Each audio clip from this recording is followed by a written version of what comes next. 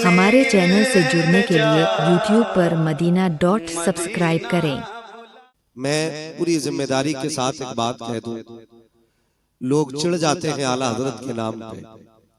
एहसान आला हजरत का हमें सैयदों का एहतराम सिखाया भी आला हजरत ही ने। ये अलग बात है कि जब तक रोटियां मैसर नहीं हो रही थी तो लोग आला हजरत करते रहे। जब टुकड़े सीधे हो गए तो कहते हैं आला हजरत की जरूरत नहीं, तो फिर हम ये कहते हैं तेरा खाए तेरे गुलामों से उलझे है मुनकरा जब खाने गुर्राने वाले। तो आला हजरत इमाम इश्क मोहब्बत ने हमें पंजतन का एहतराम सिखाया। अगर आप पहले नाम की बात करें तो वो कहते हैं सरवर कहूं के मालिक व मौला कहूं तुझे, बागे खलील का गुले ज़ेबा कहूं तुझे, तेरे तो वस्फ़ ऐब तनाही से है बरी, हैरान हूं मेरे शाह में क्या क्या कहूं तुझे। और जब उन्हीं की अजमत अल्लामा हसन रजा बयान करते हैं तो बड़ी बात कह जाते हैं, कहते हैं फकत इतना सबब है इन्हें कादे बज़्म महशर का कि उनकी शान महबूबी दिखाई जाने वाली है। हम तो ये मानते हैं कि कयामत भी उन्हीं के लिए कायम की जाएगी, इसलिए कि जो नहीं मानते थे कयामत में उन्हें दिखाया जाएगा कि रब ने महबूब को कितनी अजमतें अता फरमाई है। इसलिए कयामत सजाई जाएगी ताकि जो मुनकिर है उन्हें आज एहसास हो जाए मुस्तफा की शान क्या है। मानेंगे वहां फिर मेरा इमाम कहता आज ले उनकी पना, आज ले उनकी पना, आज मदद मांग उनसे, कल न मानेंगे कयामत में अगर मान गए। मैं समझता हूं यहां पे सारे हुजूर के गुलाम बैठे, बुरा ना मानिए मैं थोड़ा कड़वा हूं मिजाज का, मुझे हजम कर लिया, बर्दाश्त कर लिया।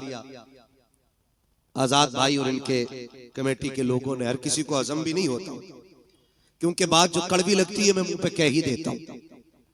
यहां एक बंदा बता दो जो हुजूर का गुलाम ना हो। सारे हुजूर के गुलाम है ना? बोले हैं, अगर बोल सकते तो बोले, ऐसा नहीं कलकत्ता में तो आपको बोलना बिल्कुल नाजायज है। सारे हुजूर के गुलाम है ना? सारे गुलाम है ना? बूढ़े जवान बच्चे सारे गुलाम है ना? तो फिर मैं हाथ जोड़ के कहता हूं किसी बच्चे को हकीर समझ के धक्का न देना, इसलिए कि बच्चे ने भी उसी नबी का कलमा पढ़ा है जिसका कलमा तूने और मैंने पढ़ा है। मैं नहीं जानता ये बच्चे किस नजरिए से आए और इनके दिल में क्या है, लेकिन एक बात कहूंगा यार, जवानों में मक्कारी हो सकती है, बच्चों में मक्कारी नहीं हुआ करती है। जवानों में दिखावा हो सकता है, बच्चों में दिखावा नहीं हो सकता है। याद रखिएगा इबादत सिर्फ 5 वक्त नमाज नहीं है, इबादत सिर्फ 30-29 रोजे नहीं है, पूरी इबादत सिर्फ ज़कात में मुनहसिर नहीं है, पूरी इबादत हज फर्ज में मुनहसिर नहीं है। अगर इन सारी इबादतों को जोड़ा जाए तो सबका वक्त 1.5 महीने में मुकम्मल हो जाएगा, बहुत ज्यादा वक्त लग जाएगा। तो इसके अलावा जोड़ेंगे तो 2 महीने में ये सारी इबादतें मुकम्मल हो जाती हैं अगर वक्त जोड़ा जाए तो। बाकी के बचते हैं 10 महीने, उसमें भी तो कोई इबादत होगी, उसमें भी तो कोई नेकी होगी। तो समझे फर्ज इबादतें 2 महीने में मुकम्मल हो जाती हैं। एक इबादत है जिसे अखलाक कहते हैं, वो जिंदगी के हर लम्हे आपके दामन के साथ जुड़ी रहती है। अगर आपके पास ये नहीं तो फिर कुछ भी नहीं। मेरी बात कान खोल के सुन लीजिएगा, अगर अखलाक तल्ख है, अगर लहजों में कड़वाहट है, अगर ख्याल में गुरूर और घमंड है, तो फिर अल्लाह इबादतें मुंह पे मार देगा। आपकी इबादतें कम रह गई आपकी मजबूरी की वजह से, और फिर साथ अखलाक की दौलत लेके आओ, अल्लाह करीम है, वो अपने करम से आपको माफ कर देगा। लेकिन याद रखें अखलाक भी बड़ी अहम दौलत है, आज ही हमारे पास नहीं है। आज इसकी सबसे बड़ी कमी हमारे पास है। आप देखें तो सही, मैं आऊं कुर्सी आलीशान ना हो तो मूड खराब हो जाता है, लोग उठ के खड़े ना हो तो ख्याल आता है ये उठे क्यों नहीं मेरे लिए, इन्होंने इस्तेकबाल क्यों नहीं किया मेरा, इन्होंने हाथ क्यों नहीं चूमे मेरे। फरमाया गया हुजूर की महफिल हो ना तो फिर गद्दी तलाश न कर, जगह जूतियों में मिल जा तो बैठ जा। इसलिए कि इस जमीन पे ताज वाले भी पगड़ियां उतार के आया करते हैं। ये इन महफिलों की अजमतें होती हैं, ये इन महफिलों की बरकतें होती हैं। लेकिन कड़वे इतने कि हम किसी को हजम करने तैयार नहीं, सख्त इतने कि किसी से नर्म लहजे से बात करने के लिए तैयार नहीं। ओ भाई, जिसे कोई मुंह ना लगाया करे उसे तुम मुंह लगा लिया करो। इसलिए फरमाया गया जो किसी का टूटा दिल जोड़ देगा अल्लाह उसे बेहिसाब जन्नत अता फरमा देगा। यार अच्छों से तो सब बात करते हैं ना, जिनके लहजे खूबसूरत होते हैं उन्हें तो सब सुनना चाहते हैं, जिनकी बातों में मिठास होती है उन्हें तो हर तरह बर्दाश्त किया जाता है। मजा तो तब है ना जब किसी ऐसे से बात की जाए जिससे कोई बात करने तैयार ना हो। और ये अखलाक की दौलत हमें हुजूर की चौखट से मिलती है, हुजूर की चौखट से मिलती है। कि एक जवान कान खोल के मेरी बात सुने। शायद मैं फ्री में जन्नत ना बांट सकूं, इसलिए कि मुझे पता है जन्नत इतनी सस्ती भी नहीं जितनी समझ रखी है। जन्नत सस्ती होती तो बिलाल कोड़े न खाते, जन्नत सस्ती होती तो करबला में 72 शहीद ना होते, जन्नत सस्ती होती तो हुजूर के चचा कलेजा निकलवाते। जन्नत मुश्किल है तभी तो इतनी कुर्बानियां दीन के लिए दी गई है। कान खोल के मेरी बात सुन लेना मेरे भाई, बस ये सोच के ना सुनना आज तक मोबाइल में सुना, आज मुंह देख ले बंदा कैसा बोलता है। मैं कुछ भी नहीं, हकीकत ये है कि ये नाज ये अंदाज हमारे नहीं होते, झोली में अगर टुकड़े तुम्हारे नहीं होते, मिलती ना अगर भीख हुजूर आपके दर से, इस शान से मंगतों के गुजारे नहीं होते। सारे हुजूर के दर का सदका है, सारे हुजूर के दर की खैरात है। मैं कहने लगा हूं जरा समझे, आज कोई किसी से 2 मिनट बात करने इसलिए तैयार नहीं कि मुझे टाइम नहीं, मैं बड़ा बिजी बंदा हूं, मजबूरी हो सकती है, बीमार है आप, तकलीफ में, कोई बात नहीं, आप फ्री बैठे, लेकिन आपके पास टाइम नहीं।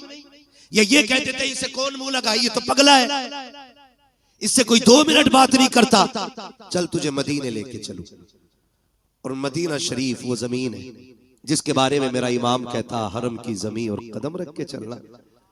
अरे सर का मौका है हो जाने वाले, हाँ संभल कर पांव रखना हाजियो शहरे मदीना है, कहीं ऐसा ना हो सारा सफर बेकार हो जाए। भाई वो जमीन और अरब की जमीन, ये उलमा जानते हैं, इतनी सख्त गर्मी होती है, अरब के लोग वहां की तपती हुई दोपहरी में दीवारों से चिपक चिपक के चलते हैं ताकि सूरज से जितना बचा जा सके उतना बच जाए। इतनी सख्त गर्मी, आज एसी का दौर है, आज पंखे का दौर है, लेकिन मैं हुजूर के दौर की बात कर रहा हूं, जाहिरी दौर की, मैं उस दौर की बात कर रहा हूं जिस दौर में खड़ा होना तो बड़ी बात है, सूरज के सामने टिकना मुश्किल था। उस दौर में अचानक एक खातून आ गई, हुजूर को इशारा किया, हुजूर सहाबा की मजलिस से उठे और जाके बात करने लग गए। थोड़ी देर नहीं बहुत देर हो गई, सहाबा कहते हम देखते रहे कब ये जाए, कब ये बात खत्म हो, कब जाए, कब बात खत्म हो। जानते कहते हुजूर पैर बदले बगैर उससे बात करते रहे थे, पैर बदले बगैर। आज मुझे बताइए किसकी गारंटी है जन्नती की? है कोई जो ये कहते मुझे मौत ईमान पे आएगी? है कोई जो ये कहते कब्र के सवालात से यूं निकल जाऊंगा? किसी के पास गारंटी है कि पुलसराज से यूं उड़ जाएंगे हम? पता है कि मीजान पे अमल रखे जाएंगे तो नेकी भारी होगी कि गुनाह? कुछ नहीं पता ना, तो फिर अकड़ किस बात की है, फिर घमंड किस बात का है? आज अपनों को वक्त देने का टाइम नहीं हमारे पास, 3 मिनट अपनों की बात नहीं सुन सकते। माफ कीजिएगा, ऐसे बड़े होने से कोई बड़ा होना नहीं कि आपको अपनों से मिलने के लिए नीचे उतरना पड़े। आप हमेशा इतने छोटे रहिए कि जब कभी अपनों से मिलना पड़ा करे तो कदम नीचे ना लाना पड़ा करे। ये याद रखिएगा, वरना ये तकलीफें आज मुआशरे को खाती जा रही है। इन चीजों ने आज मुआशरे को तबाह कर रखा है। मुझे बताया जाए अल्लाह ने 5 भाई बनाए तो 5 बराबर तो नहीं होते ना। कोई 50,000 कमाता है, कोई 1 लाख कमाता है, कोई किस्मत से 5 लाख कमा रहा है, कोई मुकद्दर से 10 कमा रहा है, कोई 50 लाख कमा रहा है। लेकिन एक ऐसा है जो सिर्फ ठेला लगाता है। भाई वो भी नहीं कही, वो भी ठेला लगा रहा है। मुझे बताओ, एक बाप के 5 बेटे, एक 50 लाख कमा रहा है, एक ठेला लगा रहा है, बताओ कसूर किसका है? कोई कह सकता है कि ये जो ठेला लगा रहा है इसने कोई गुनाह किया था जिसकी वजह से इसको ठेला दिया गया? या जो एक साइन से 50 लाख कमा रहा है, इसने कोई ऐसी नेकी की थी कि इसके एक साइन से 50 लाख पैदा होते चले जा रहे? ऐसा तो नहीं होगा ना। जब सारे ही अल्लाह के बंदे हैं तो फिर ये फर्क किस लिए? तो फरमाया गया याद रखना, खुदा किसी से लेके आजमाता है और खुदा किसी को दे के आजमाता है। किसी से लेके आजमाया जाता है, किसी को बोले किसी को दे के आजमाया जाता है। तेरी मेरी खुराक कितनी? 1 रोटी 2 रोटी 3 रोटी 5 रोटी 10, बस। अगर बंदा कमा रहा है 50 रोटियों का तो फिर सोचना तो बनता है ना कि मेरी खुराक तो 10 रोटी थी, अल्लाह ने 50 का पैसा क्यों दिया? अगर ये ख्याल आए फिर मुड़ के रिश्तेदारों को देखो, फिर मुड़ के खानदान को देखो, फिर पड़ोस को देखो, फिर लोगों की जरूरतों को समझो। अगर तेरे दरवाजे पे कोई जरूरतमंद रहता है, कभी एक वक्त का खाना उसे भी खिला दिया करो। अगर तुम्हारे पड़ोस में कोई गरीब रहता है, कभी उसके भी काम आ जाया करो। अगर तुम्हारे पड़ोस में ऐसे लोग रहते हैं कि जिनके पास दवा के लिए पैसे ना हो, तो अपने बच्चों के बर्गर पिज्जे छोड़ करके कभी किसी गरीब को दवा भी दिलवा दिया करो। लेकिन हो क्या गया है, हम अपनी कमाई की कसरत को अपना हुनर समझते हैं, फन समझ करके उसको तिजोरी में इकट्ठा करते हैं। और तुम्हें खुदा का वास्ता, अल्लाह कादिर मुतलक है, जैसा वो देना जानता है वैसा लेना जानता है। अगर देने पे आता है चप्पर फाड़ के देता है, अगर लेने पे आता है चमड़ियां उधेड़ के ले ले।